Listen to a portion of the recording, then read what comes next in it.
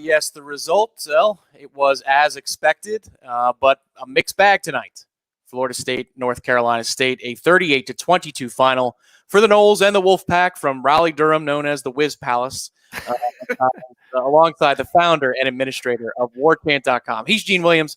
My name is Tom Lang, and we are locked in with you on the Warchant.com post-game show late into the night on a Saturday as the Noles drop another one. Gene, you told me before we started tonight that if the game ended the way the first half did, you might have come out firing with a rant. But then you saw the third quarter wear on into the fourth. You saw touchdowns in the second half for Florida State. How about that? Mm-hmm. Multiple touchdowns. And so maybe you're going to take it a little bit easier. Your thoughts, sir? It's funny you bring up the Whiz Palace. Some of the people watch the Man Cave show back, and they know exactly what we're talking about. Some of my favorite episodes were when Florida State would go on the road to NC State. Jeff and I would just break down laughing hysterically as we drank. So good times. Not so good times for Florida State, unfortunately. Yeah, Tom, that first half was just absolutely brutal. 98 yards of offense. It was just everything that was wrong with Florida State. Horrible play on offense, no bad tackling on defense. The worst part of that was the coverage. I mean, Bailey Hockman started out 9 for 9. Bailey frickin' Hockman. I think Corey's the one who dubbed that Bailey frickin' Hockman, making him look like sad. I mean, all the way around, it was horrible. And I was just ready, like, it's hit an all-time low. And it looked like in the second half, look, I get it. A little bit of it was garbage time. But this is a team that hadn't scored a second half point at all on offense in 3 games. They scored 3 touchdowns in that second half. There was guys fighting a little bit. Yep. Warren Thompson went up and fought for a football and got it. A defensive back, Jarvis Brownlee, had good coverage in the end zone and intercepted a pass between his legs.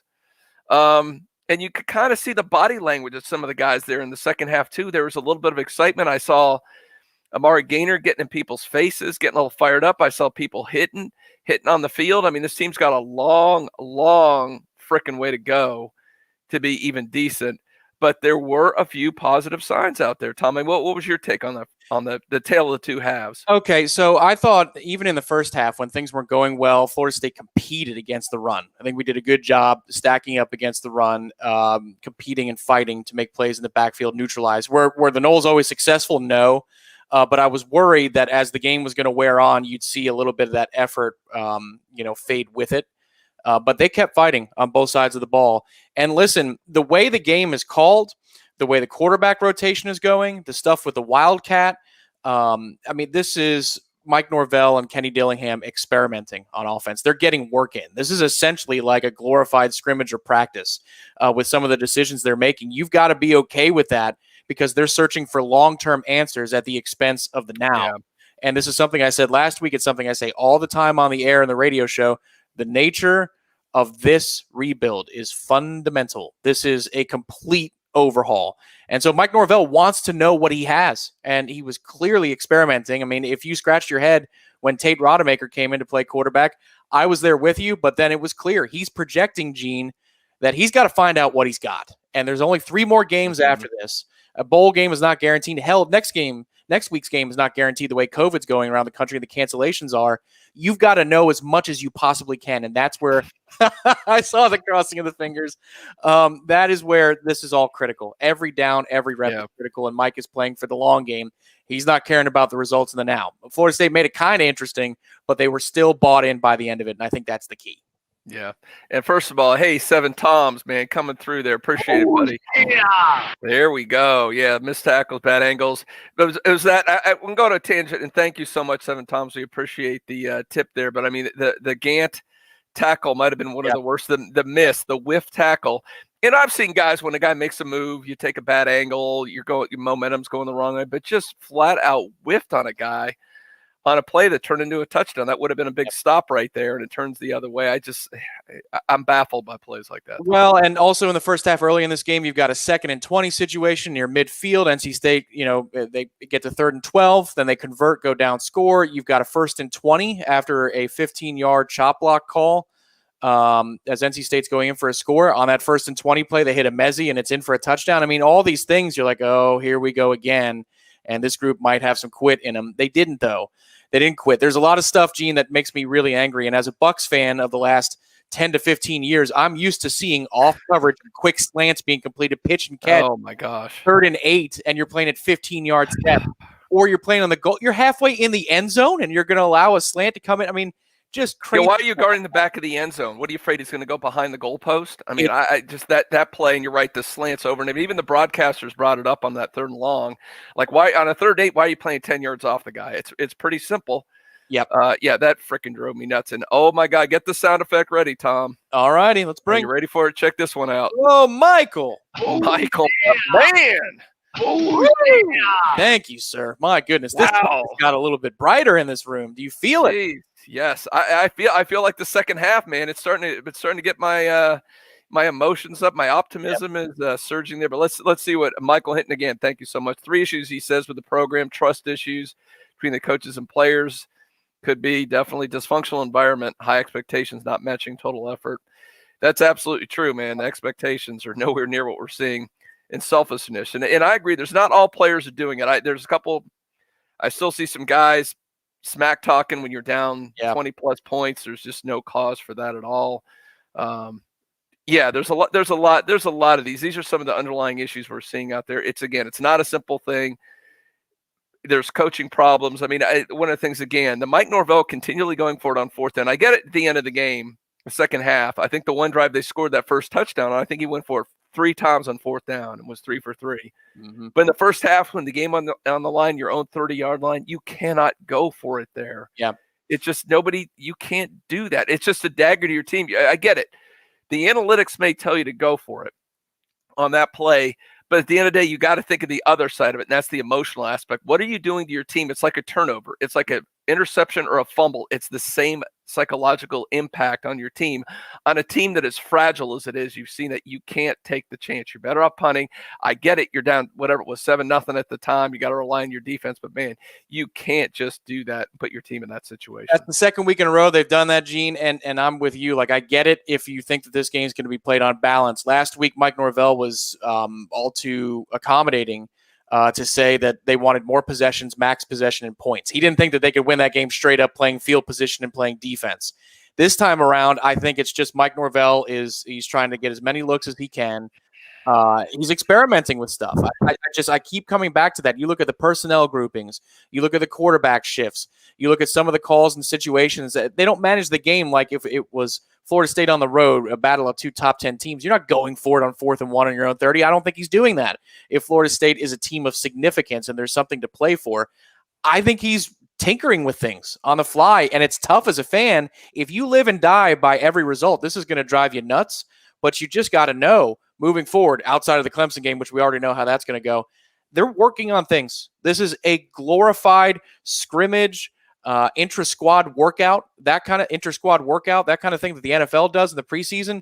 He's just trying to figure stuff out. And so I know that's going to be the broken record moving forward. That doesn't mean you go for it on 4th and 1, your own 30. I get all the tinkering and the plays and all that, but I still think you can't just completely sell out on something like that. Well, there's just especially it's NC State. I mean, if you're trying to win the football, you got a chance. Yeah, the game's not over at that point, but you're making it a moot point very quickly if you don't get it. And that spot may have been bad for Corbin, Gene, but it's just, I mean, it's there's the horrible angles. We never got to see it. It looked like he surged head and had it, and they marked it short. And I don't know. I mean, I'm going to go on another little rant here. Thank you again, Michael, for that generous donation to us. But man, the ACC network. Yeah. I mean, I cannot.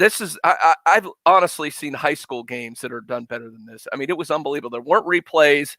Yet the broadcasters had no idea what was going on half the time. Chubba Purdy's out, and it's well, is he hurt? We don't know what's going on when there's a key play or a penalty. There's no replays. And you've got your sideline reporter, bless her heart. I'm sure she's a great girl and she's trying hard. But the biggest thing she told us tonight was that Kodak, which is Bailey Hockman's dog, got his name from Kodiak Black. Kodiak Black, is that a rapper or something? I don't even know, but it's some artist.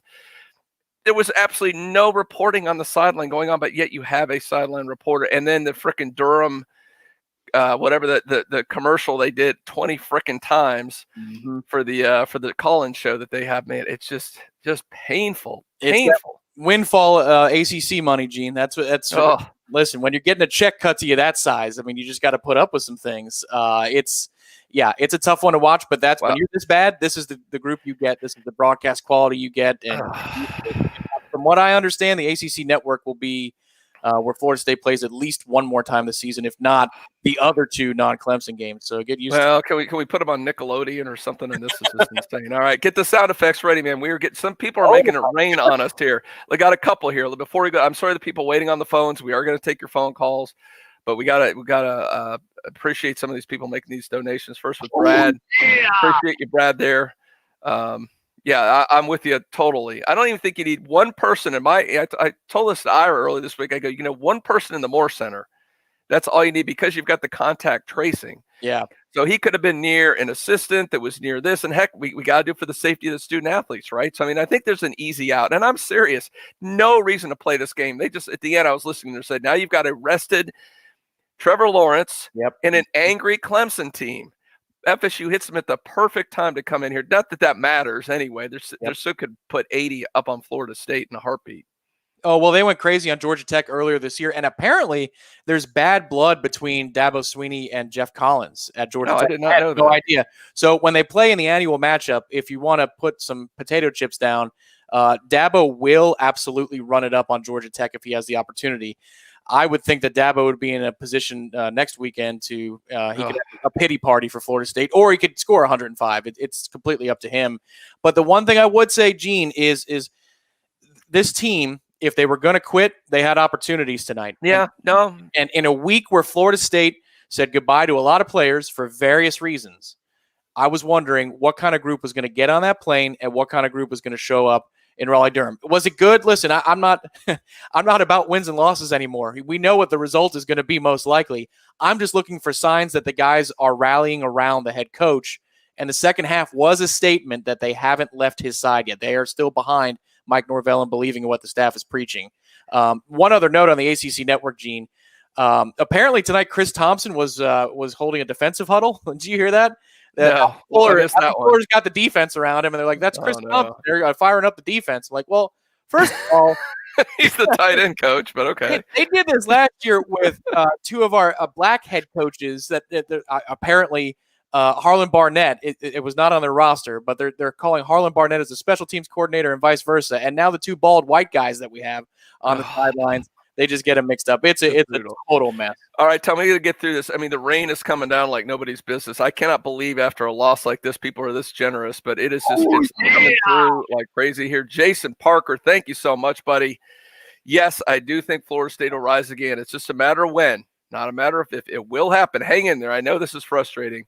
Yep. Florida State will be back. Jason, that is incredibly generous of you. We appreciate it so much. And we got more. Oh, I got to go through these before I'm seeing it up on top, but I'm not finding it. Well, hopefully I'll find some. Wait a second. Here we go. Here's another one. All right, Cleet. One more. Cleet. Appreciate it, buddy. Yeah. Defense seemed in a better position tonight than they have all year. Got to find positives in your team. But, hey, the one thing I meant to point this out, some of the positives tonight. Let's not be all negative. We talked about the second half, but a couple of things, Tom. The run defense. Yep. Especially in the first half, they were held, put up those stats. They held NC State in the first half to 2.8 yards per carry, 2.9 per carry. At the end, I don't know, it was 3.9. Is that what it is down there? Yeah, 3.8 per carry. That's pretty. I know NC State's not a running juggernaut team, but what we've seen in the past, that was good. And, there was some contain on the edges. Yes. A couple times they strung a play out and didn't let a guy get through. Now, there were some missed tackles, a couple bad angles, but on the whole, there was some improvement there. And we're talking about that. One other thing I want to say in the improvement, I thought the pass protection was not awful, considering you started 4 freshmen. I know a couple were redshirt, but still it was an incredibly young offensive line. That it wasn't horrible. It wasn't great, but it wasn't awful. Yeah, I totally agree. A lot of times that NC State brought pressures at 5 and 6. They blocked it up right. It looked like they had their assignments. That was the one thing, Gene, that I was afraid of talking about this. A lot of things I was afraid of, but talking about this in the pregame show, which is, if Devontae Love-Taylor is your captain at the line and he's calling all of the adjustments of if you need to pass off, he's going to determine that for you pre-snap, and you don't have him out there, who is making those decisions, especially if with a true freshman quarterback starting, like who is going to be the one making those decisions on how to block and how to protect? And a lot of times that pressure was there. I mean, Chuba even bailed when there was a clean pocket. I can understand why he would assume otherwise, but they did a really good job tonight, especially down the stretch in the second half. And you could see Chuba get more comfortable as the game went along. You could see the speed of the game slow down a little bit for him, and he was able to break the pressure, get around it late in the game in that final drive where Warren Thompson, are you kidding me? Oh, it's nuts. Oh, my goodness. We may break now. Corey and Aslan set the record on Thursday, and I'm going to say what it is, but we're about halfway there already for this, so it's unbelievable. You guys are just too generous to us. Like, we can't thank you enough. Gene, it's just crazy. They wanted to see Chuba Purdy. They wanted to see more Chuba Purdy, and apparently that gets them to contribute to the cause. Oh, yeah. And thank you so much, Zach. And I think, Tom, you kind of answered this before about why Tate, to me, it was odd. I get it. And Tom brought up the point earlier. Look, he's going to work different guys in. He's trying a lot of things. The goal isn't necessarily to win the game. I get that. To me, I get that. But again, just like the fourth down play, it was odd because you had just got on the field. It looked like Chuba was getting his feet under him, was getting some confidence, and suddenly you pull him out of there when you had some momentum going. So I don't know if you want to answer Zach a little bit more about that. Well, what I'd say is, Gene, I don't necessarily agree with it. It's just that's the only explanation for it. And what's clear to me too, and let me expand on it just a little bit, because last week I said on this program that when James Blackman came in to start the third quarter, that to me, that says that Chuba did not grab the reins of the backup job in practice. It tells me that, maybe there was some uneven results in practice for James to go out in that situation. I mean, people were booing, not just James Blackman. They were booing the head coach because they didn't understand why it wasn't Chuba Purdy coming off the bench for Jordan Travis in that moment. And I think, again, this is a continuation of that. While Chuba is the person and the player that Mike would prefer to be the quarterback, he's still getting Tate in there, which tells me that Chuba has not taken the job 100% away from his fellow true freshman. So Mike wants to see and ride the hot hand after that. I'm sure that's the plan. But you could even see, too, the way that they called the game for Chuba early. How many downfield shots did they take? I counted the first 4 drives. There was one look downfield, and Chuba broke left on the play. He wasn't able to pull the trigger on the throw. Everything was to the perimeter. They called a lot of wildcat. Really, I mean, 1 or 2 throws outside of maybe 7 to 10 yards in the first half, one to Pokey Wilson and another one later. They called the game to protect Chuba. It was just, I don't know exactly what the plan was coming in, but the plan was certainly, when it comes to personnel, mixing things up and getting guys in different positions to evaluate them on film. Tom, couldn't this be, though, a little bit just because of him maybe not knowing the play, but people want to forget he missed basically all of preseason practices. He got hurt there. So, I mean, maybe he has not grasped completely the play, but you got to remember Rodemaker was here back in the spring. Right. So he's had this whole time to work with Dillingham to memorize that playbook. It could be as simple as he's not comfortable with the playbook yet. He doesn't know it well enough. They're having to kind of dumb it down a little for him to be comfortable. And to me, that's probably what's going on here. I think at the end of the day, he probably will be your quarterback going into next year.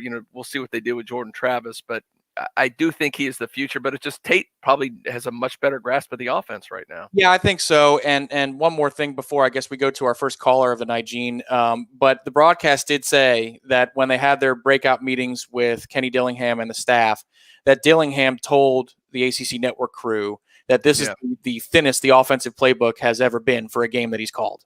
So to your point, I mean, it's really pared down to the basics. And the scuttle around fall camp in the summer, after the team could get back together post-COVID, was that indeed Chuba had a huge learning curve ahead of him, and that's out of Mike Norvell's mouth on the record as he was speaking to us. So I don't think that should be a shocker at all. But I was just kind of surprised that if you studied how Miami moved the ball against NC State, outside of shot plays in the perimeter, they did work the middle of the field with a tight end, and that really wasn't a part of the game plan at all. Yeah, where was Cam McDonald in this game? I mean, he was your leading receiver last week, and he was. I think there's one target to him the whole game. Yeah. So that was a little thing. And before we go to our first call, Tom, let's get one more in here. Oh my goodness. And I'll try to catch up. If there's more, we appreciate this. But Redbeard, who's a regular, one of the pillars of all the Warchant TV shows, appreciate it so much, Redbeard, as always. Could be wrong, but I feel like Norvell Dillingham is not tapping the plays that we just talked about a little bit with Purdy style. And again, don't you sometimes let them play their game? And again, I think like what Tom said, I think this goes a lot back to just the playbook and him not grasping it quickly enough. Now, people learn at different rates. Plus, again, he's handicapped by he's missed most of practices because he was hurt. So I think that's all playing into this right now. So here you go. Oh, yeah. Thank you, Redbeard. And Yep. yeah, I agree, Gene. We just kind of touched on it, Yeah. reasons why. But I would agree, just judging by what NC State did not do well against Miami, I was surprised to see the areas of the field that we attacked in the passing game. But in the second half, it came to life a little bit. And Chuba, the one thing I'll say about Chuba, as he breaks the pocket, he does calculate things pretty well. He's not as shifty as Jordan Travis, but you can see where the speed takes over, and he's starting to get more comfortable. Well, you can tell the speed of the game is starting, but you can see it almost going through that game. In the first couple series, man, he was just, it would look like last week. Yep. He was slow, and then by the end, he was starting to see things around him, was processing a little quicker, and it's going to grow. Again, once he learns that playbook, you're going to see it. I think if he continues to start play games, I think by the Duke game, you're going to see a guy that's going to be clicking a lot better than he is now. I agree. And I think the only moment in the second half where I really scratched my head about Chuba was the fourth down play where he got nervous. He saw pressure where there wasn't, and he threw Keyshawn for 3 yards on a 4th and 10. That was about the only freshman moment in the second half. I think the best thing I could say about Chuba is down the stretch as Florida State is looking to score late. I didn't feel like he was going to turn the ball over. Like, I wasn't worried about a turnover coming. He looked like he was seeing the field okay. So first up on the warchant.com post-game show, because remember, this show is about your opinions. 850-805-5911 is the number. The phone lines are full right now, and we go to Virginia Beach. We go to the one and the Gator we Kirk. know. Welcome in, Gator Kirk. What say you tonight, sir? How you guys doing tonight? Gator Kirk, how are you doing, brother? I'm doing well. The first half was not really good on the defense, but do you believe that we showed some progress in the second half and what we did? Yeah, I mean, we mentioned that earlier. I was raging. I was very upset in the first half and really the beginning of the second half. But it wasn't only the fact that they scored 3 times, and that's nice because, scoring in the second half is very hard for Florida State. I saw some signs of life. I saw some guys trying, guys like Warren Thompson that we wrote off that had that horrible drop in the first half. He fought for a football. There was actually a couple plays where we covered receivers. That was nice to see, and even an interception thrown in there, a couple hard hits. Now, there was the typical poor tackling and some stupid penalties, those kind of things. But I did see the first real signs of growth during a game. Guys didn't just pack it in. They fought back a little bit. So I like what I saw in the second half, Gator Kirk. Yeah, the bad part of the defense, Gator Kirk, I would say, is the depth of the coverage and their drops. It's not taught that way. That's got to be a confidence thing. We saw it with Charles Kelly at times. We saw it with Harlan Barnett, and we certainly see it now. But again, as a Bucks fan watching the last 10 years, that's something I'm just so used to seeing. And if you get to the NFL level, that you can't in those situations allow a pitch and a catch. I think it's just a lack of confidence in being able to cover somebody one-on-one. They saw the Tutu Atwell play with Jarvis Brownlee, right? And that's in the back of your mind that you're going to get roasted like that. But especially on the touchdown, if you're bringing pressure when it's goal to go, the quarterback has to get rid of the ball soon. There's no reason to be like backpedal on the back of the end zone. No. Like at the top of the lettering in the end zone paint. What are you doing? Get up near the goal line. Next up on the warchant.com post-game show tonight, we're going to the ATL, and we're going to talk to JR. JR, welcome to the program. How are you tonight? I'm okay. I need about 5 shots of hen. I'll be better. Woo. I hear you, JR. I'm with you. I'm working on it. Yeah. I know. It was hard to watch for a little bit until the late third, early fourth quarter when we started to show some type of life. But, it's kind of too late then. We could have did that earlier in the game. It might have been a little better. Mm-hmm. No doubt. And you got something about the defense as a whole. Is that what you want to talk about? Yeah, so I'm watching it, and we let a average Joe type of receiver go for 11 for 135 and 2 touchdowns on us on slants. Mm-hmm. That's all he was running. Thayer Thomas, I think his name is.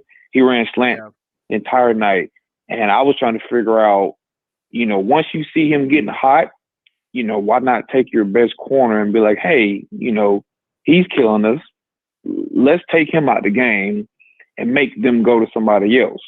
Or let's not play 10 yards off the ball when he's in the slot for a safety and let him just run slants all day and just kill us over and over. Like, we made Bailey Hawkman look like a Heisman candidate when we all know he's not at all. No, I'm with you, JR. I mean, we've seen Bailey Hawkman firsthand. He's an average quarterback at best, and to start out that game was really sickening. He would start out 9 for 9. Yep.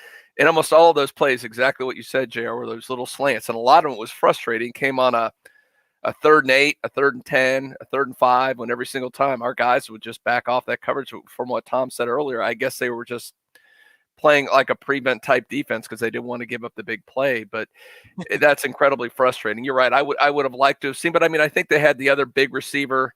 What's his name? Ezeke or whatever. I think they probably had, I'm guessing, Asante Samuel. They were a little bit more worried about him. So the Thompson kid, they probably ran him underneath, which is Florida State doesn't really have another viable cornerback right now who can consistently play. So I guess that's what's going on there. But I'm with you. It was like death by 1,000 paper cuts to see them just over and over run the same play, and FSU had no answer for it. Yeah, it's Emezi and Samuel, I think, was the matchup that they wanted to lock him down as best they could. But Emezi scored on that 1st and 20 after the call near the goal line, and he made a fool out of a couple of players. Hamson Nasruddin was back in the fold, but he very much looked like somebody who hadn't played football in a long time. That was to be expected, I think. But I think the other part, JR, that I'd say is if you look at the pre-snap, I mean, we're telegraphing what the pressure is going to be. And so Bailey Hawkman can clearly see before the snap, it's man across the board, and you're going to have a safety on the slot receiver. Like there's not much confusion being generated for the opposing quarterback. And so the read is simple as pitch and catch. But I agree. If you bring pressure in that situation to match up against something like that, then you've got to jump the early part of the route. The job of the play, the job of your teammates is to get home. So you can cheat up against those in-breaking routes, those little slants underneath, and they just decide to play at incredible depth. I mean, Travis Jay in one of the situations is at about 12, 15 yards depth. I mean, you've got no chance. You've got less than zero chance to make a play. You need Bailey Hawkman to miss throwing against air. Or a drop, which only happens when Florida State's receiving. Doesn't seem to happen. Well, I can't say that. Florida State won the North Carolina game because they couldn't catch the ball. Yep. Well, there's one game. One game, one time only. And I say, usually I say this, Gina, maybe I should have again. At least we had North Carolina. That's what I say to start the post-game show. Next up, as I see a note from the screen room that says, I need more scotch for these games. That's right, Terry. Our screen caller, Terry, needs more scotch. Yes. So keep sending in those donations because we'll get him a nice bottle. We'll get him. Yep. Charles in North Carolina. He wants to talk to us next. Charles in North Carolina. Welcome to the Warchant.com post-game show. Go ahead. Yeah, man. Long time Noles fan. I just want to say I believe Norvell knows his X's and O's. I believe he's a capable football coach. But I've seen more than enough of Adam Fuller. That was a horrible hire. I know you guys, you got ties to the university, and maybe you can't be out like frank about it, but that was a bad hire. The defense has gotten worse under his watch. But with me saying Norvell knows his X and O's, does Florida State need a heavyweight coach? Like because this thing needs to be built within recruiting, and they're not getting it done on the recruiting trail either. And the transfer portal is hit and miss. Does FSU need a heavyweight head coach to get this thing back and running, at least competitive? Because a lot of these games are not competitive. That's my question. Yeah, Charles, let me first address the Adam Fuller thing. And I mentioned the last program too. No, we don't really have ties to the university. So I could say what I want to say. And I said in the last one, I said, if this defense continues to play this poorly, and they're going to play poorly next week, that's a given. But again, the last 2 games against Virginia and Duke, and they're getting sliced and diced all over the field, then I do think it's legitimate to talk about replacing the defensive coordinator or other defensive coaches on that side of the ball. You can't be that bad for that long. It sends a bad message to recruits. It sends a bad message, I think, to your players, the administration, the boosters, everybody. If you say, I'm okay with this, you have to change something if there's no signs of improvement. Now, he's got a couple more games to prove that, but right now, I'd say it's got to be a serious consideration. I see you say the big name coach, and of course, everybody knows they were hoping for Bob Stoops.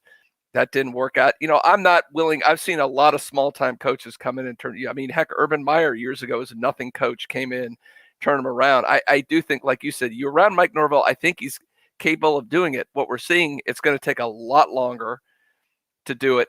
But I do think if you are savvy enough in the transfer portal, we see it with Miami.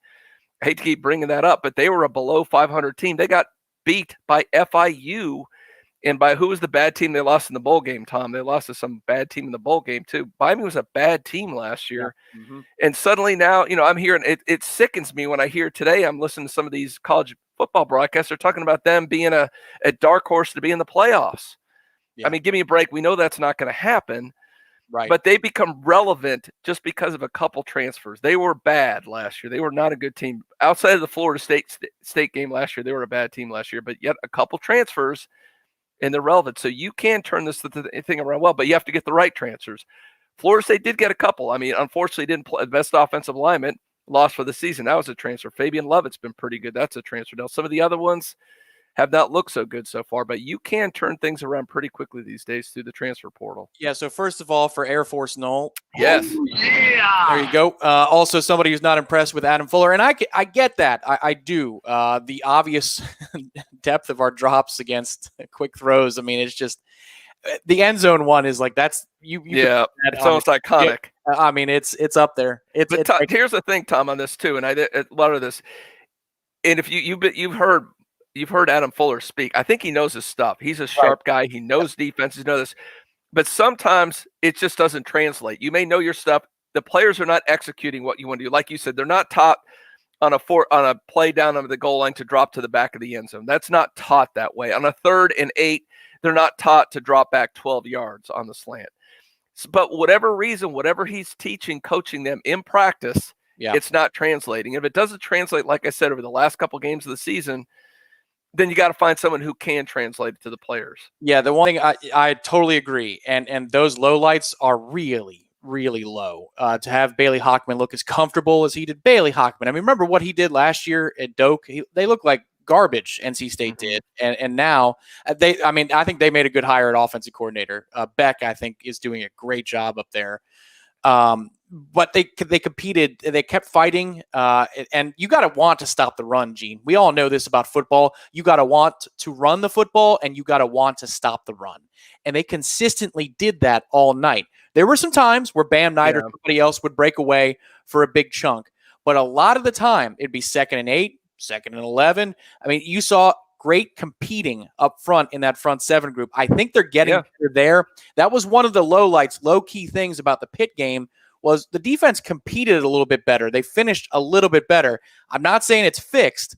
I'm just saying it's not getting worse. Can you pop up those defensive stats, Tom? Because I want to look at a couple things here because I think they actually they had 6. Who the leading tackler is, Gene?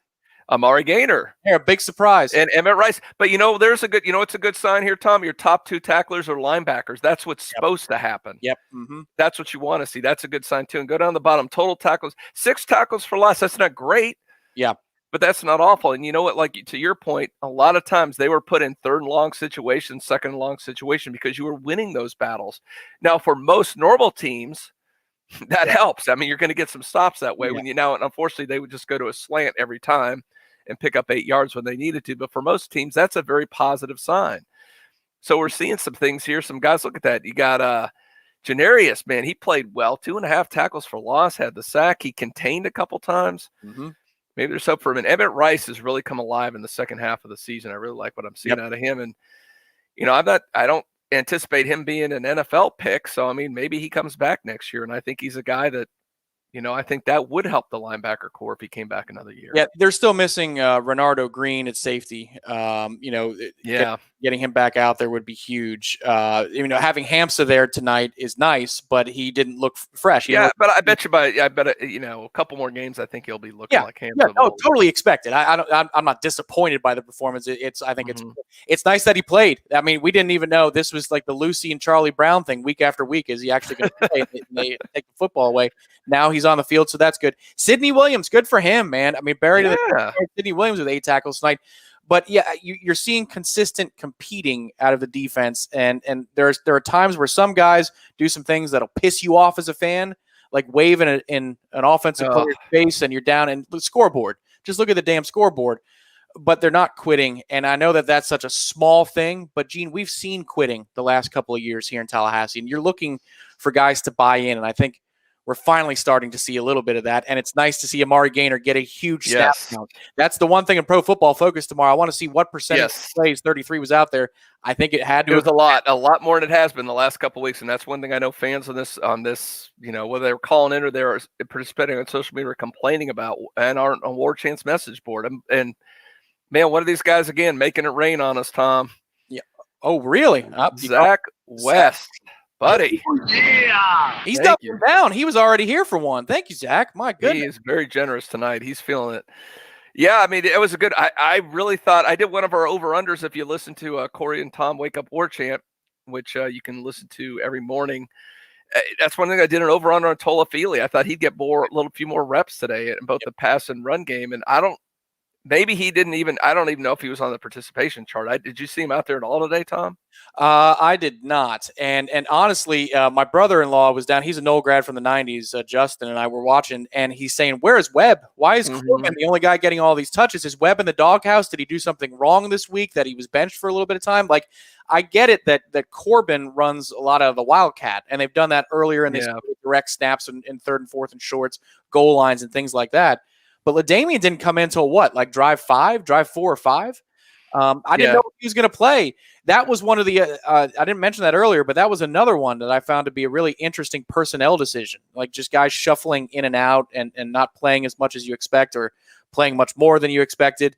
I mean, Corbin's a nice player, but LaDainian Webb, if you're just going by on-field performance, has done nothing to deserve fewer snaps. Yeah. If anything, he deserves more and more. He always falls forward. He gets you the hidden yards. And Toafili, I did not see it all tonight, Gene. So yeah, so there might have been something. There might have been a COVID, might have been an injury. We'll find out. If he's not on the participation chart, we can pretty much guess for whatever reason he was not active for the game. But the only thing I can think of with Corbin a little bit, he does catch the ball better out of the backfield. I think he's a little better in pass pro. Obviously, he's the one they want to run that Wildcat. So that's the only thing I can think of. But in terms of it more, I mean, and I thought Corbin played fine tonight. He didn't do anything wrong. He played fine.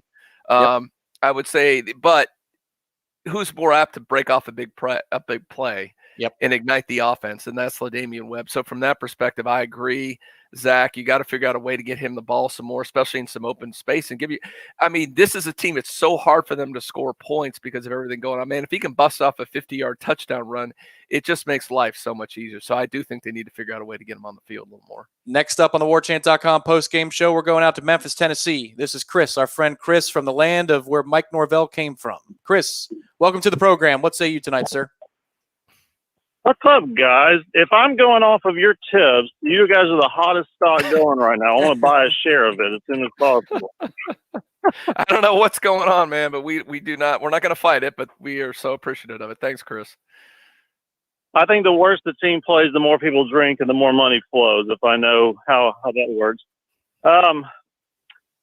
I agree that this was glorified scrimmage, and if you look at it through those eyes, this was a great thing to watch because he threw out everything. Fourth down 18,000 times, whatever play he thought of, let's just try it and see how it executes. And if you go looking at it like that, this was a good game. They fought hard, and I think had the North Carolina game not happened, we would have started this earlier. And I almost wish it hadn't happened because we would have started this process earlier.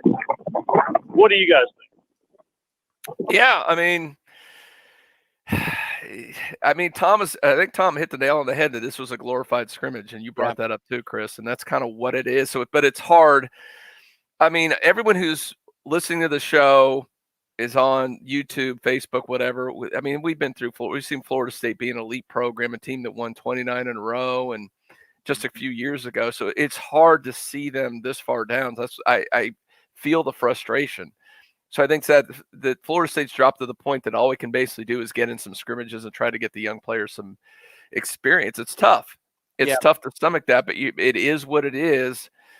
And it probably look. I like I said, I do think outside of a couple coaches, depending on how things go, I think Mike Norvell has something going on. He got a tough situation dealt to him. People don't want to hear excuses, but everything that could have worked against him this year has. I do think he's going to get it together. It's just going to take a lot longer than I think people are used to or what expected initially when the season started. Yeah, first of all, I'd say, Chris, good luck with that rocket launch that you have going on in the background. Now, I don't know if you're on SpaceX or what. I'm assessing these games, Gene, in a very different way. I'm at peace with it because what I saw last week against Pitt was that it's different. At that point, you forfeited all the momentum. If you're just looking at this particular season, 2020, you forfeited all the momentum and gave some back from that North Carolina win. And then you have the purge of the roster this week and the signal being sent that, listen, if there's any coddling going on or if there is no longer. I was just looking for a team that's committed, and I'm looking for Mike to put the pieces together. It's not about this year anymore. And he said something this week, Gene, that struck me. It was kind of in passing. But he was talking about the best thing that we can do, the thing we need to focus on this week more than anything else is getting better. Not NC State. It's a game week. Usually you say the thing about getting better in a camp. But the way he said it and the timing he said it, usually it's about the next opponent. The next game is the biggest game. It was about we need to focus on ourselves. That's exactly where this program is, Gene. They're focusing. That's true. You brought that up. You mentioned that earlier in the week. I didn't think of that, but that's exactly right. This was all about FSU working on FSU. It's like they didn't care who the opponent was. Yep, I totally agree. Mike in Ocala will be next on the Warchant.com postgame show. The lines have been lit up all night, just like the donations to the cause. Welcome, Mike. How's it going? Hey, guys. How we doing? We're hanging in there, man. We're all right, Mike. All things considered. I'm okay as well. Also, all things considered, it's unfortunate. I'm kind of getting a little numb to these losses like this, but there were a few positive signs tonight. But I wanted to talk about these low snaps that are happening. I feel like every 2 out of 3, snaps, it's just a problem, and it just ruins the timing of the play. And it's I know like that's not being executed well, and I just hope the coaches are able to address that or give the center some laps or something, because like that's just been a big problem tonight. I just noticed it was really an issue this evening. How'd you guys feel about that? No, you nailed it, Mike. Absolutely. I mean, all game long they were low, and you got a true freshman quarterback back there, and you're making him. First thing he's got to do is struggle to catch a ball that's thrown at his feet. And what you're doing, you're also lowering his head. So now it's going to take another second to look up and see what the defense is doing. See the receiver. So you're taking time away. So it's a huge problem. I hadn't really noticed it that much until this week. I don't know what was going on. I mean, it's still Maurice is there snapping. So I don't know what happened to him this week. Hopefully, we're probably not going to, we decided, Tom and I did a little pre-production meeting. We're not going to have Mike Norvell on our show live, but I mean, you can watch the interview. It should be up for any minute on warchant.com. Hopefully that was asked of him. If not, then I will make sure it's asked when we get to talk to him on Monday. What happened with the center position, because you're right. That is the last thing you want a freshman quarterback having to deal with erratic snaps from his center. It's so disruptive to an offense. Yeah, the more experienced the quarterback is, the more you can live with it, Gene. I think you hit this perfectly. The less experienced you are, the more critical it is that your eye level stays where it needs to stay at all times, because then your clock internally speeds up. I mean, I haven't played the position, but you can just see the body language in a low snap. A quarterback wants to get rid of the ball. It becomes a hot potato instead of a weapon. And we'll stick with Mike. You had a second question. Let me bring you back in, Mike, about the secondary. Go ahead if you have that question. Yeah.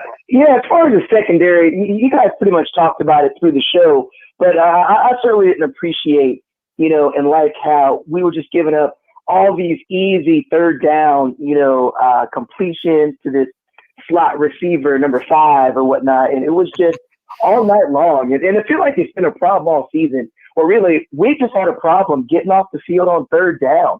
And I feel like, it just really breaks our backs. And I think, who was it? Fuller was talking about he wants to have like a bend but don't break defense. But man, it's okay if we stop somebody and have a 3 and out. There's nothing wrong with that. But to just give them, these extra yards and to play off 15 yards and they only need 6, and it's like, what's up? I mean, that's not hard to do. You don't even, it's like the defensive line doesn't get the pressure right away. The quarterback, he just needs to look over and toss it. And you, Tom, Corey Aslan, anybody can make that throw and make it an easy first down. You know what I'm saying? So, I don't know. That part just boggles the mind, why we just keep giving up, especially this evening, giving up these easy pitch and catches and making these quarterbacks look amazing, and it's I don't know. Like there's got to happen there in the scheme of our defensive play calling. Yeah, I think I could see Tom had a lot of angst earlier. I think that was his biggest frustration. That like you said, the iconic image of us backing up in the end zone and letting just do a simple little slant for a touchdown, and yet it happened. It happened again when you're winning first and second downs. That's what's frustrating. You kept giving up those plays over and over and over again. It's a simple pitch and catch. At least fight a little bit on it. Thank you so much, Michael, for two very good observations. That I think those are issues this team has to address. Yeah, good nuance. Way to get into the weeds about a Florida State football team that doesn't really give you a reason to break down, the finer details if you're a casual fan. But Mike is on it. Gene, But yeah, you're gonna hit this one. This is go ahead. You go ahead. Here we go, man. Michael again coming through for us. I'm gonna say it. Holy crap! There's no SEC. Can you say crap on the Jeff Cameron show? You can say crap. Yes. All right. And I got a quick trigger. I can bleep him if he says the other one. All right. Yeah. There you go, Michael. Wow. I think we may be setting the record here tonight. This is something, man. Very generous of you, Michael. Your tip is just unbelievable. Thank you so much. So, Gene, is the second half and the compete level the reason that people are feeling it tonight? What's going on? Is it just like well, I'm sure they're imbibing heavily. That has to have something to do with it. But, I mean, they can't be still. I mean, look, there were some positive signs in the second half. Maybe they're just anything to hold on to, even the slightest bit of positivity. We're going to go all in. We're happy about it. But thanks so much for that. It's just crazy. All these tips coming in tonight. Next up on the warchant.com call-in show right now, we're going to New York, and we're going to go talk to Josh. Josh just heard the bell. Come on, Josh. What you got for us tonight? Welcome to the program. What's up, everybody? I'm very positive of what I see, because I started thinking about sort of the teams that we used to have, and I'm going to read you out some names. Cam Akers, Auden Tate, Ryan Izzo, Matthew Thomas, Derwin James, Trey Marshall, Brian Burns, Josh Sweat, Derek Nottie. What do they all have in common? They played on the 2017 team, and they're all in the NFL. The NFL, yep. We were all saying, well, maybe we have Marvin and maybe we have Demarion, and that was it. The cupboard is completely bare. Yeah. Now, from my personal experience of coaching a basketball on a different level, you have to strip it all the way down. Then you have to build it all the way back up. And you have to do it and it started with, that's why I was very happy actually with seeing the guys leave the program. It was like, why am I sad to see Tamarion Terry leave the program? We didn't win with him. Right. So it doesn't make any sense for everybody to be upset about it. But this season is just a straight learning experience for everybody. Because then you have the guys in the program and you want them to learn the offense, learn the defense. I was happy that we were actually missing tackles because we were actually in the right spot this time. The Louisville game, we weren't 10 yards away from the guys. We were only 10 yards close at all. So I was happy we were actually in the right spot. I see growth from our team. I think, whoever the quarterback is, we're going to be fine. I really do. I think that there's some bright spots with all of them. I'm not that sold on Tate Rodemaker, but I am sold on Chuba and Jordan Travis. But we just have to do everybody just has to do a better job just taking a breath. It's been stripped completely bare. I think Liberty has more talent than we do. Thanks, guys. Thank you, Josh. Man, I appreciate the positivity coming from Josh. I know we talked about it earlier. It's so hard to accept that this is where Florida State is at. And, I made the comment on the message boards. There were some people who are critical of Chuba. And I'm like, name any other FBS or Power 5 team any of these wide receivers would start. They would not start at any Power 5 team. It's been so depleted. They don't have the talent there. They're starting all these freshmen on the offensive line. They, like he says, they've stripped it to the bone. They're starting from the ground up. Mm-hmm. And I wonder, you lost those guys, all those guys left, and you almost saw a little bit more fight out of the team. I think they realized, hey, it's our team now. We're going to start over. Those guys who are our leaders, quote unquote leaders, who really weren't doing anything, they're gone now. It's our team now. So, yeah, but I think the problem is the fans have a hard time grasping the reality that that's where we're at. Florida State is at ground level. They're building it up. It is what it is. It's a work in progress. But I think we know that now. We weren't sure about that. I think this game solidified that that's where Florida State's at. And I think we have, speaking of 5-star recruits. There he is. That's a nice segue. We have a 5-star on the line. I guess Corey probably already has made it to the bar. He's too difficult for him to. So, but that's okay. We'll take 5-star every day over Corey. He's trying to find a place to finish his story before he hightails out of Raleigh. Irish O'Fell, managing editor, Warchant.com, joining us to give some analysis and his poignant perspective on what happened? Now, I guess first of all, I assume Mike Norvell's already spoken. Is he any hot takes from what he had to say to us tonight? I think he's in the same place a lot of FSU fans are. I think a lot of people, as kind of I am right now, it's kind of a conflicted feeling because you can't just sit there and say there was no effort or that they didn't compete. They did compete. He was really happy with the way they competed. At the same time, there were a ton of mistakes on both sides of the ball and on special teams. He brought up the Travis J fumbled punt return, which because it felt like that was a point where they were getting some momentum into the game, and then that kind of allowed NC State to push back away, or pull back away. So it was just one of those games where there wasn't I don't think there's like a clean message to come out of that football game. It's not like they were terrible. There were some good moments. There were some things to build on. One of the main things he talked about was just how young they were on offense. I think he said this was the first time that he's ever coached a team that started 6 freshmen on offense, which they did. They had 4 freshmen on the offensive line. Ja'Kai Douglas started. Chuba Purdy started at quarterback. And so from that standpoint, he likes the fact that those guys were getting that opportunity. And some of the things you saw, the Warren Thompson catch late was promising. Jarvis Brownlee had a couple of plays. So, it's kind of one of those games where there are some nice things that even in another loss, another somewhat lopsided loss, it did sound like there were some things he felt like they could build on.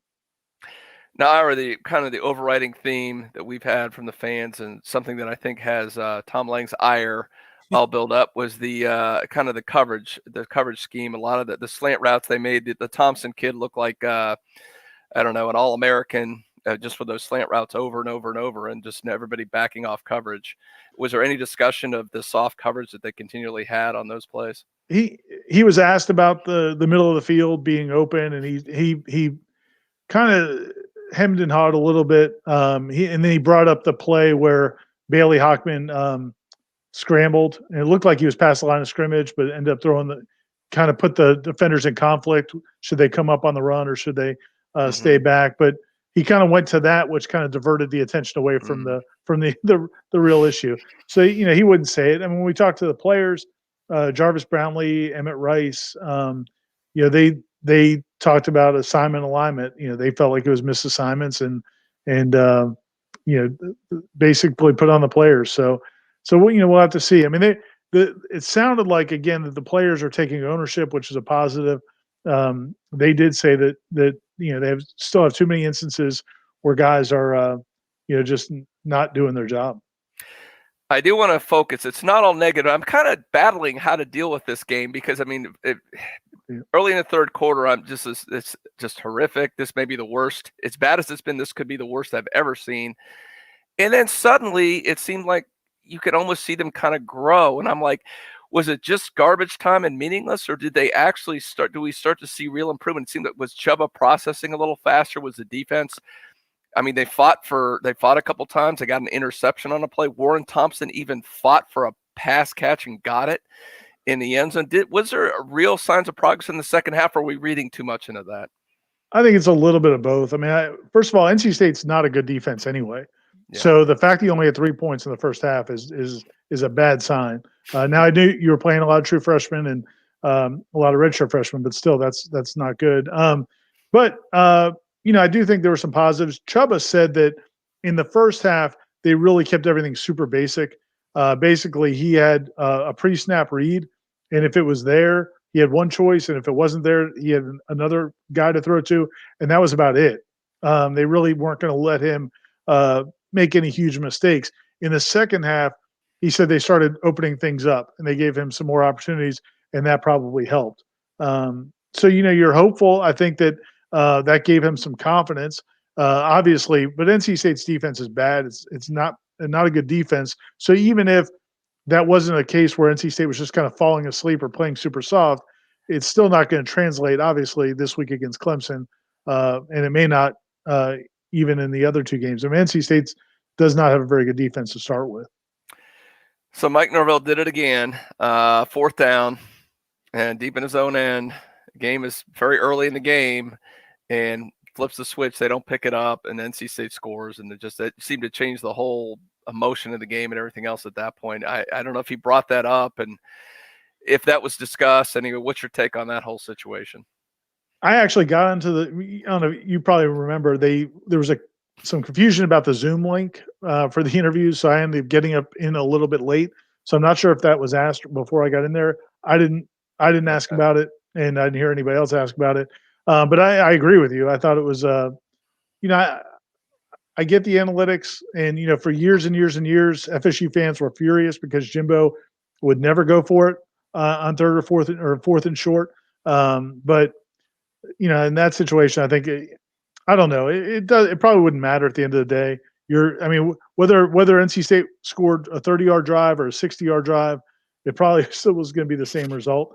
But I agree with you. I'm not a fan of it, especially after it backfired a week ago. And you just don't have anything there's no bread and butter on this offense that you can get 2 yards whenever you want it.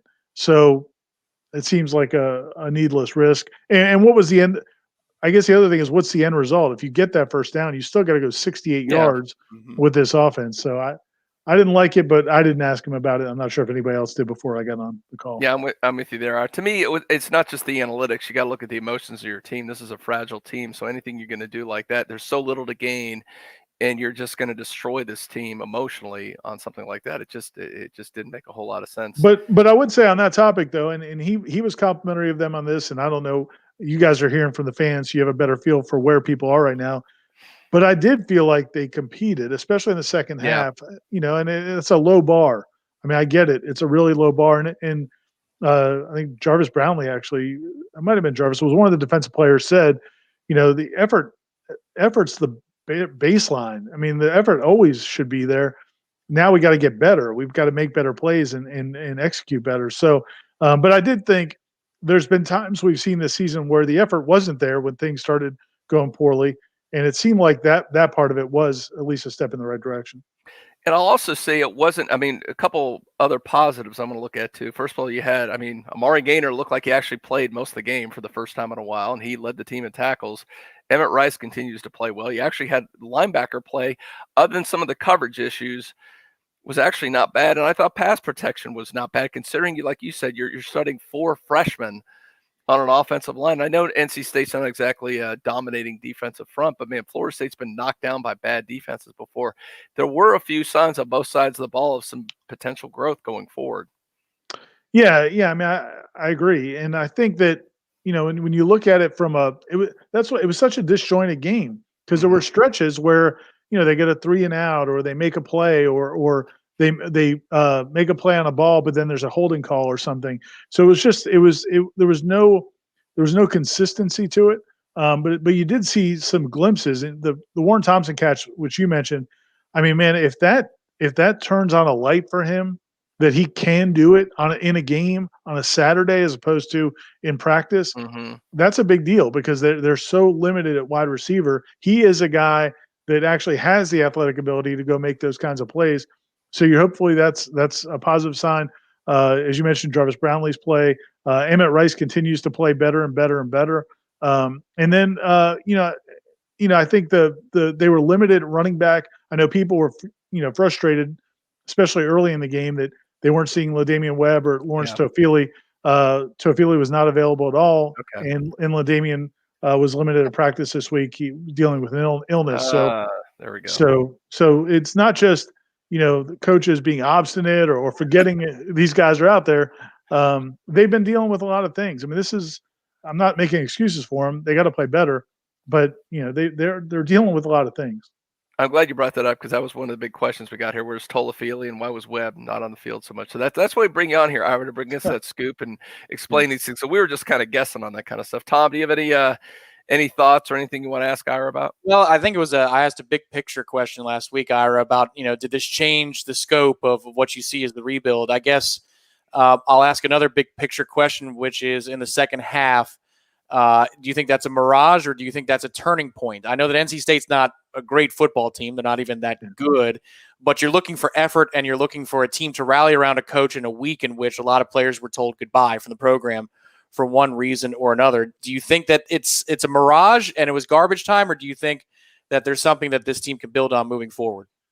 I was impressed by the body language the whole second half. I mean, really not just, after good plays, but like you could see them on the sideline, like huddled around the coaches or talking. And I mean, there were still some boneheaded plays. There's still some, still some dumb mistakes and some plays where guys just get dominated at the point of attack. But you could tell that the guys that were out there were all invested. And and if I encourage people to go watch the Jarvis Brownlee interview from postgame, and he just talked at length about how he would fight. He kept saying, "I'd fight to the moon with these guys." It reminded me of the Honeymooners. I'll knock you to the moon or whatever. It's showing my age, but he kept saying he would fight to the moon with these guys. So yeah, I mean, I thought that they're so far away from where they have to be good. I mean, it's not going to happen this season. They're not going to shock Clemson. They may not win another game.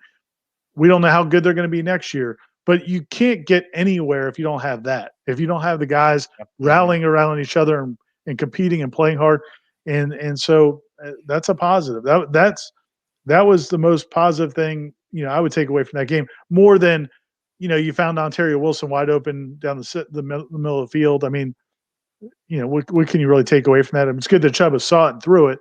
But I think that, and then a couple of guys made some individual plays which should give them confidence. So yeah, man, losing's bad. The first half was awful.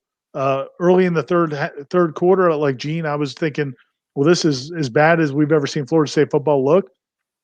But I think you have to take something from that last quarter and a half. So what do we got to look forward to on Warchant? I'm sure we're going to have a very fun 3-2-1, and the grades should be fantastic. So what else we get to look forward to, Ira?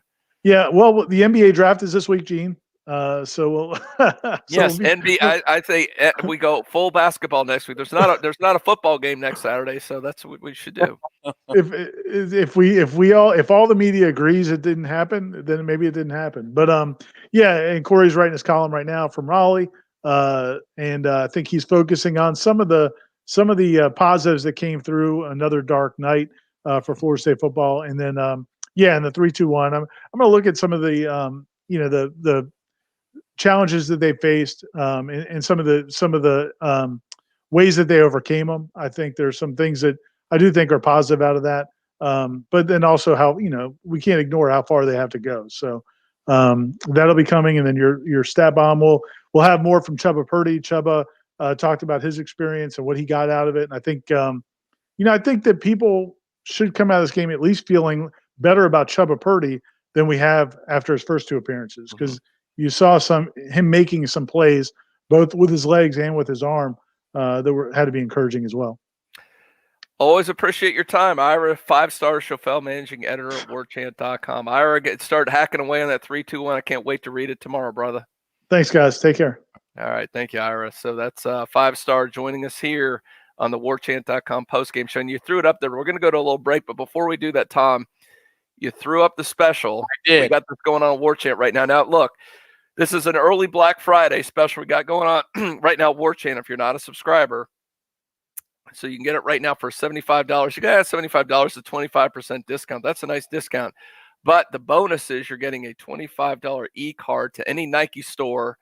Even in person, you can do it. Apparently, you can bring it in. It's an e-card, but you can use it anywhere. So it's basically dollar for dollar. You're getting a free deal there. So you might as well go ahead and do it. I don't know when they run out of that code, those gift cards, it's done. So the gift code is, the promo code is Nike 75.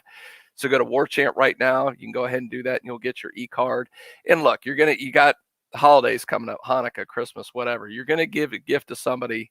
This is an easy way to get it, and you can give them the Warchant subscription either way, and keep the gear for yourself, whatever you want to do. So easy one there. So go ahead and check it out. And like Ira said, basketball season's coming up. Man, we got a couple weeks. We got our first basketball game, Florida State preseason number 21. Get to hear all about Scotty Barnes. We're going to have a lot of good coverage this week as some of those Noles are going to be going pretty high in the draft. Pretty crazy to think that the Florida State basketball program is in a place where you could have 2 first-round draft picks leave, and you're loaded back up to finish in the top grouping of the ACC. That's where Leonard has it. But you're right, Gene. I would call this like the Good Samaritan special on Warchant, because $75 you spend, and $75 you get for yourself. So Yeah. no good deed goes unpunished. How about this good deed goes fully rewarded with a Nike gift card with Nike code 75. I know that we've got a couple of calls to come up. Hang with us for just a moment. We're going to hit the break. Whoop, wait a minute. Here we go. One more before we go to break. 7 Toms again coming through. Man, oh man, people are generous as hell tonight. We're going to ponder on that generosity with a quick break, and we're going to come back, regroup, and get your calls before signing off for this edition of the Warchant.com postgame show. We'll be back in just a moment.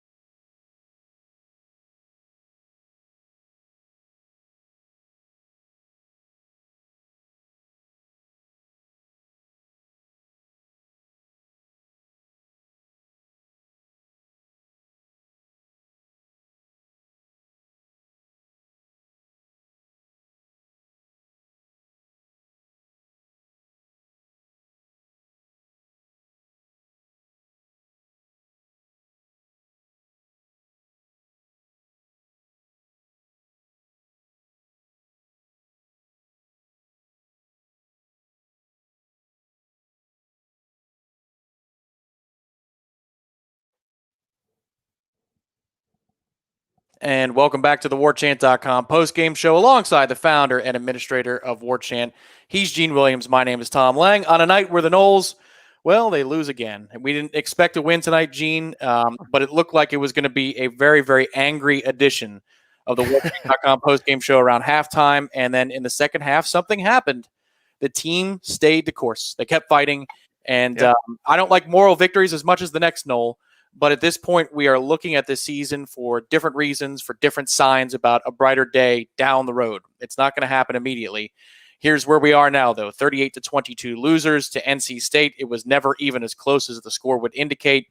But one thing I think we all hope, Gene, and Ira touched on this on the way out before we took our little break, you're looking for signs from Chubba Purdy. You're looking for signs that the game slows down for him, that he's a little bit more comfortable.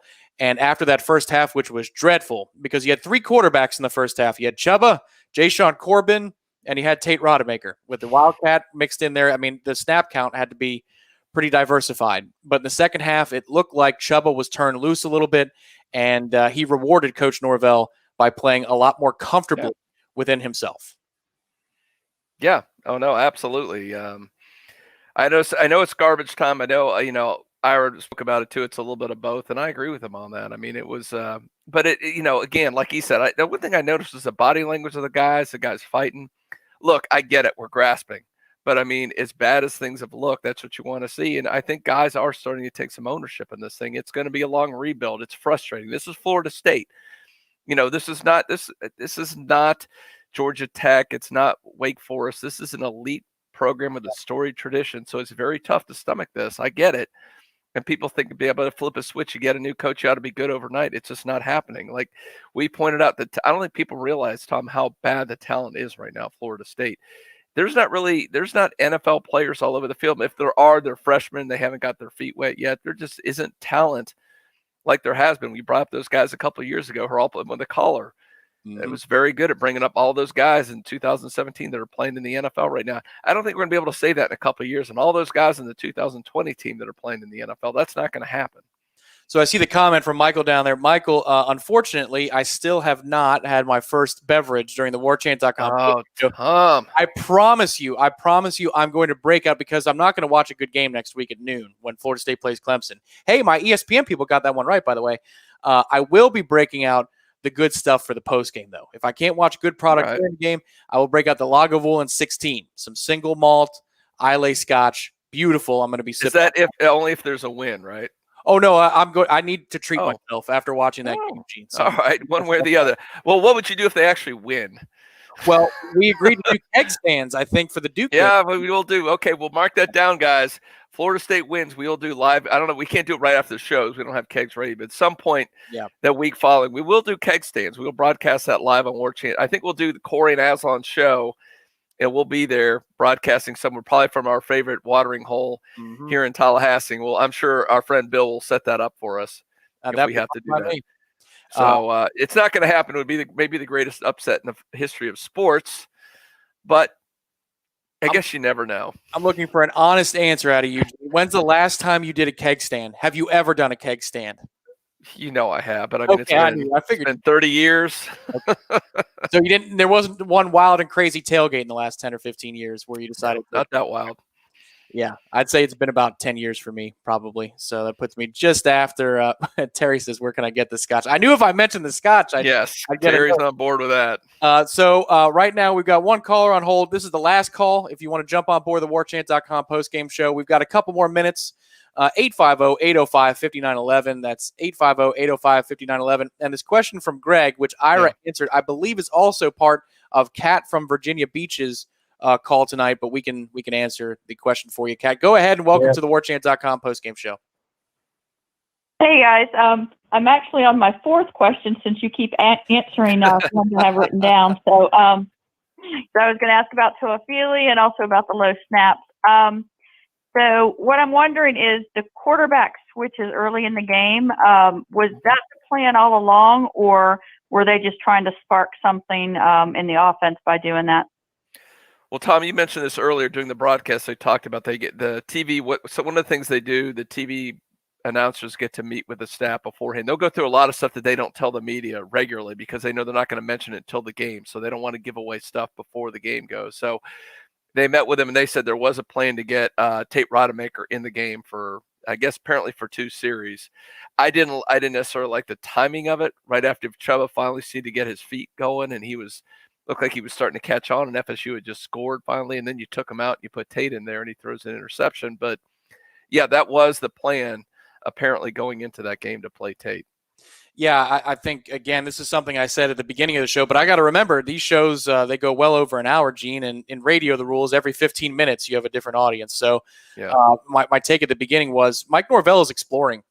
He knows very well what this season is and isn't. The 2 weeks of Louisville and Pitt back-to-back games, that tells you all about what you can expect in terms of the wins and losses department. So it's best at this point, considering there are no redshirt restrictions, eligibility concerns about guys going on to the next level. They can come back. Emmett Rice could come back next year if he continues to play well. I'm sure Mike Norvell would welcome him back into the fold, but he's got to figure out what he has for the long term, because when they hit that JUCO market and that transfer portal really, really hard this offseason, they want to have a firm grasp of who they have on offense and defense. And to me, Mike Norvell is using every one of these games, because none are promised in the era of COVID.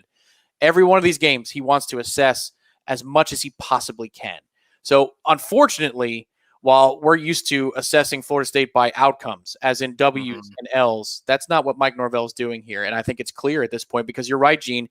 Chuba was starting to play a little bit better. If you were just playing to win the game, as you would normally do, I think Chuba stays in. Why would you ever make a move to have a disjointed situation where you break up the quarterback's momentum? Mike Norvell's an offensive guy. He doesn't want to stunt Chuba's momentum, but if he has a plan to get some reps for everybody, that's exactly what he's going to do. Yeah, but good luck selling that to Florida State fans, Tom. Yep. They don't want to hear they're not playing to win. Yeah.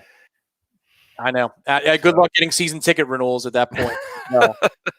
We're not in it to win, but we're here to, scout our players and try some different things. Yeah, it's hard. Maybe, again, maybe at Wake Forest, maybe at Georgia Southern, maybe some of these other schools, you get away with that. At Florida State, that's a tough sell.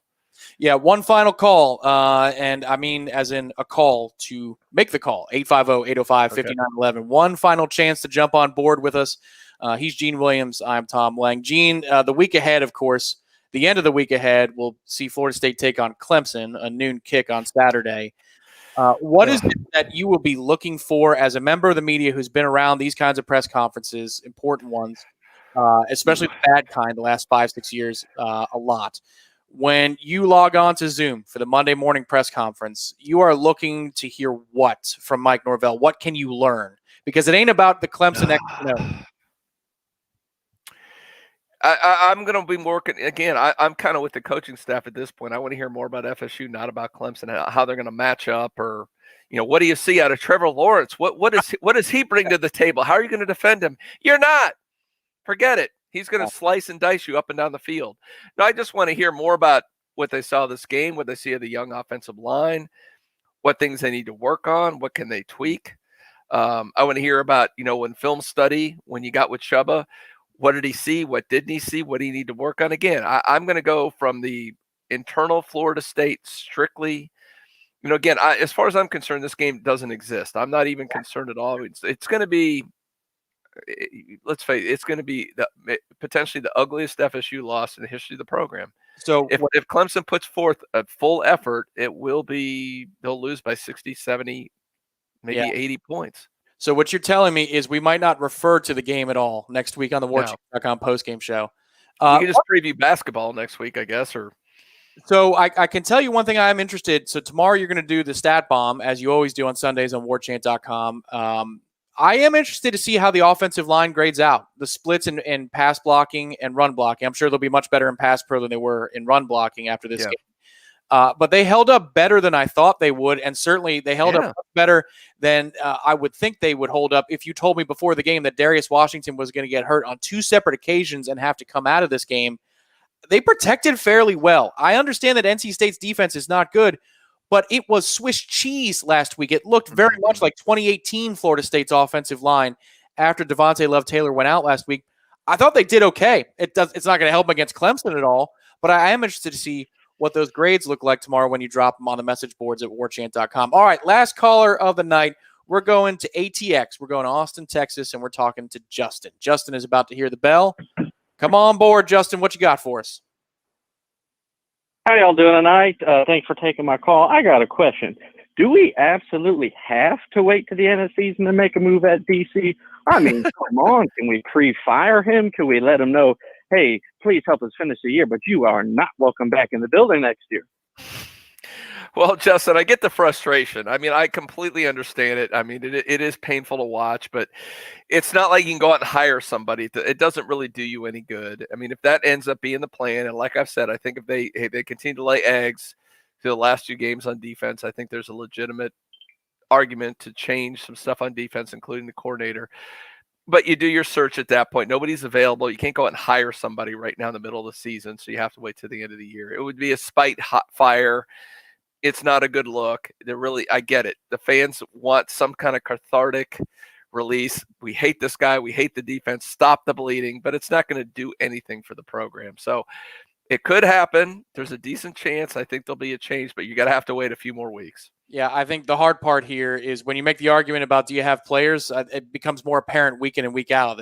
I mean, you're looking at that 2017 defense, the 2015 defense. They've got maybe 1 or 2 guys that might be on the 2 deep for those defenses in recent years for Florida State. It's just Fuller doesn't have the pieces, and the pieces aren't taken to the coaching.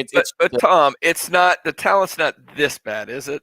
I mean, I think. On defense, I'm not about offense. Offense is different, but I mean, on defense, you've got enough guys that are recruited well. They're good enough athletes. They shouldn't be the worst, potentially one of the worst defenses in all of FBS, and they are right now. With the injuries they suffered at safety, they're really. I mean, they had Sidney.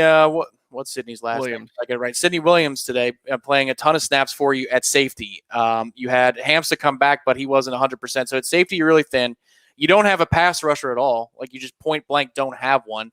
And Marvin Wilson and Corey Durden weren't a part of this, equation tonight. Marvin's out for the year, and Corey couldn't play. So, I mean, I understand what you're saying, Gene, especially the recruiting rankings at the time. But we've had 4 years of evidence to say, yeesh, I mean, this is. Tell me Josh Kando is not the number 1 defensive end in the country. Yeah. Well, and I mean, I don't understand. So he must have been a run-stopping DN because he's not quick twitch. I mean, I think he played all right tonight, but it's just – and I thought he played much better last week against Pitt. It's just when you look at the Jimmies and the Joes, man, it's not even close. And the one thing I will say, baby steps. I don't feel comfortable, Gene, being in the position of arguing for Adam Fuller. I don't like this position. But the one thing I would say, baby steps wise, is they put themselves in position to get off the field more often tonight. It's just that NC State started out red hot on third downs. Things were made so easy for them. But you have to get yourself into third down and long before you can learn how to get off the field on third down and long. This group is it's not the kind of improvement that we want to see. It's not meteoric. It's not even fast at all. It's like AOL 2.0 dial-up speed. But there are some things week to week, I think, that you can hang your hat on that, maybe in one area here, there's a tweak. In another area there, you're seeing compete level and battle. That's a long-winded way of saying the defense still sucks, but I think it's getting a little bit better. Well, again, that's my point. I want to say that I'm not saying definitely fire them. I'm saying I want to see Virginia and Duke. Again, the game next weekend doesn't count. I want to see those last two games. This improvement we saw a little bit, especially in the second half. Yeah. Does that continue against Virginia? Does it continue against Duke? And then, then I may say, you know what? Regardless of the talent, the guys have to buy in a little bit and learn something. They have to improve. I don't care how bad they are, Tom. Yeah. They can't just be getting gutted by mediocre quarterbacks for 30-something points or complete 90% of their passes in a half. That's insane. I mean, you can do that against air almost. Yeah. No, there's no doubt. The yards per play today was a little bit better, but I mean, we saw the way they started in the first half. It's just it was pitch and catch in way, way, way too many situations. Clemson's not going to teach us anything, but you're right. The last two games, I think, are going to be critical for how we view what direction the arrow is pointing for the defense. Any final thoughts, Gene, you have tonight before we sign off? And I know you tease things with Ira about what to expect on Warchant.com, but any final thoughts? Excited about the noon game for you and I, Tom. We won't have to be up till I don't know what time it is now, so it's actually not too bad, 12:30. So we're doing all right. So I'm excited about the noon game. Although I don't think we'll get the same generous donations. I think people are not going to be lubricating and as much and being as quite as generous. But hopefully they will be. That's great if they choose to be. But there's not a whole lot, really. I mean, we saw what we saw today. Mm-hmm. It looks like there could be some minor signs of improvement. We'll see, but we're not going to. What's frustrating is we're not going to get to see whether they're going to grow on that or not. I don't even want to watch the game, Tom. I mean, I have to. It's my job. But I mean, I feel sorry for the fans who. I mean, this is what they look forward to on Saturdays, and they've got to face this thing this Saturday. Yeah, if you live and die on Florida State football, you're about to get drawn and quartered on Saturday, and I apologize for that. One more time, I suppose, then, Gene, before we get the angry guy yelling at us about the call and the lines being shut down. Oh, yeah! I mean, people, you came out in droves tonight. My goodness, you really – I mean, if we broke the record, that's something to be very, very proud of, Gene, because this game was not competitive. I know what the final score said, and we didn't quit. But that's a hell of a showing from the Warchant.com postgame viewers and subscribers. It's fantastic. Our community gave full effort tonight. Oh, by the way, we appreciate that, but we forgot to mention earlier, thumbs up. If you can hit the thumbs up below, you like the show. If you don't like the show, hit the thumbs up. That's okay. And go ahead and subscribe because we have all kinds of shows during the week. I mean, Tom and Jeff have their pregame show before every game. Yep. And, Michael Langston does recruiting live shows all the time on Warchant. And then, of course, Wake Up Warchant with Corey Clark and Aslan is every week. So you'll get alerted. You'll be subscribed and get all these shows for free just by hitting that subscribe button on the bottom right and hit the bell next to it so you get the notifications as well. So today on the pregame show from 10 to noon, and it will be, again, a morning pregame show. It has to be with the has to be next week. Well, we want to counter program against College Game Day. You get into your routines and you watch the college football as the day goes on, and they're not going to talk about us, but we will. But even today, we found some time to break down the Masters. We needed a break because we knew what we were about to see. I don't know what the distraction is going to be next week on the pregame show, but I'm sure we'll find something. Here, first of all, is an angry man yelling at us saying goodbye. We are sorry, but the show has ended. Goodbye. Yeah, same to you, pal. Steve Williams, this was another fun edition tonight, and it was made all the more fun by the folks that joined us on the line. Thank you, callers. Folks that contributed to Terry, as always, a sincere thank you, good sir, for all the work you do as a call screener for us. Thanks to Ira Schafel for stopping in and trying to put into words what we witnessed tonight, which was another Florida State loss and an unceremonious one at that. We will leave you now as it's 12:30, the stroke of 12:30 on a Sunday morning. We appreciate everybody who tuned in, and make sure to like and subscribe. This is the Warchant.com postgame show. We will talk to you next week after Florida State and Clemson, the game that doesn't exist. Good night, folks.